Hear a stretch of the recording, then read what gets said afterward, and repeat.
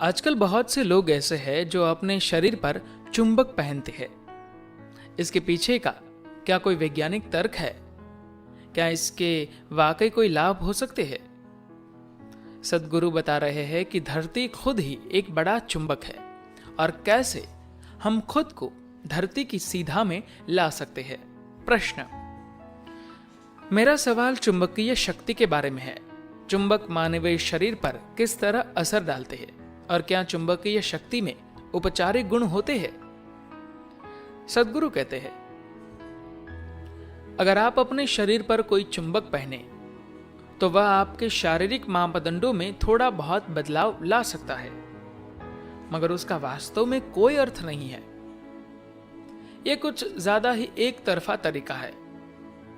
इंसानी शरीर इससे कहीं अधिक जटिल है। किसी इलेक्ट्रिकल ट्रांसमीटर के पास खड़े होने भर से ही भी आपके शरीर में बदलाव आते हैं। यहां तक कि अगर आप किसी पेड़ के पास खड़े होते हैं तब भी आपके शारीरिक सिस्टम में मापने लायक बदलाव होंगे। हम जिस ग्रह पर रहते हैं वह खुद एक चुंबक है। इसलिए यह बहुत हास्यास्पद है कि कुछ कारोबारी छोटे मोटे चुंबकों से आपका जीवन बदलने का दावा करते हैं। अगर आप चुंबक पर ही रहते हैं तो आपको किसी और चुंबक की क्या जरूरत है? ये धरती बहुत बड़ी चुंबक है और आपका शरीर इसी चुंबक का एक हिस्सा है। इंसानी शरीर पर धरती का काफी प्रभाव पड़ता है। मसलन खड़े होने या धरती पर लेटने पर आपके शरीर के शारीरिक मापदंड अलग अलग तरह से काम करते हैं। आपके शरीर पर धरती की चुंबकीय शक्ति के प्रभाव और उसकी दिशा के कारण ही आपको उत्तर की तरफ सिर करके सोने से मना किया जाता है, क्योंकि वह आपके लिए अच्छा नहीं है। कुछ अभ्यास ऐसे हैं जिनके जरिए आप खुद को उस जगह के साथ सीध में ला सकते हैं जिस जगह पर आप रहते हैं, मगर वे सिर्फ उन दिनों असरदार होती थी जब लोग अधिक घूमते नहीं थे। अपने रहने के स्थान से वे 10 मील से अधिक दूर नहीं जाते थे।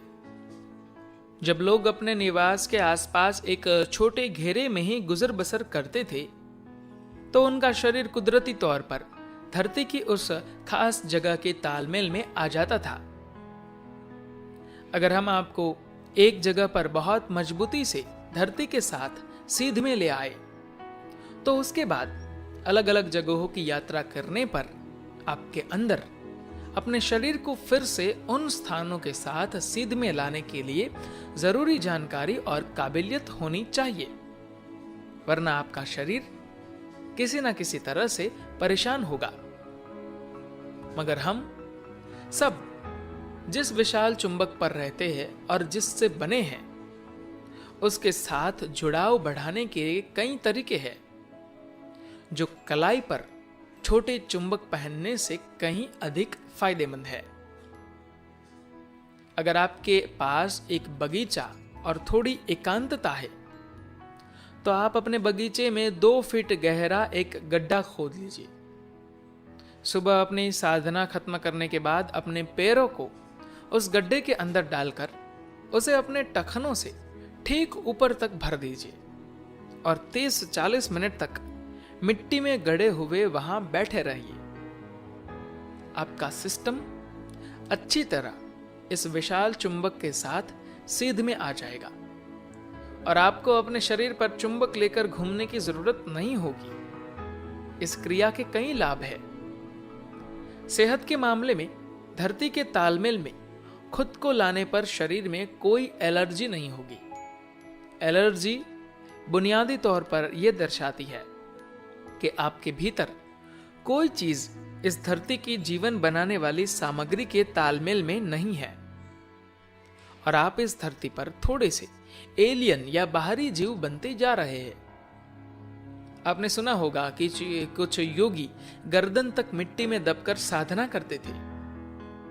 आपको उस हद तक जाने की जरूरत नहीं है, मगर धरती के संपर्क में रहना सेहत, खुशहाली और कुछ आध्यात्मिक क्रियाओं के मामले में बहुत लाभदायक है।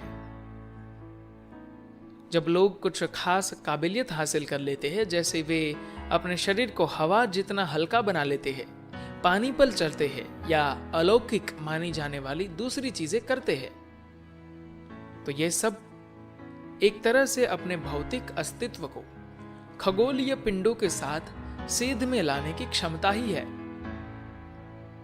इंसान के साथ होने वाली घटनाओं में 9 खगोलीय पिंड एक महत्वपूर्ण भूमिका निभाते हैं।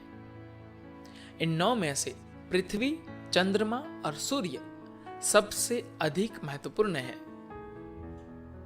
अगर आपका सिस्टम कम से कम इन 3 के तालमेल में है और आप किसी भी दिन चंद्रमा तथा सूर्य के साथ पृथ्वी के बदलते संबंध के प्रति जागरूकता से संवेदनशील है और आप उसके अनुसार अपने सिस्टम को एडजस्ट या व्यवस्थित करना जानते हैं, तो आप तंत्र विद्या में महारत हासिल कर सकते हैं।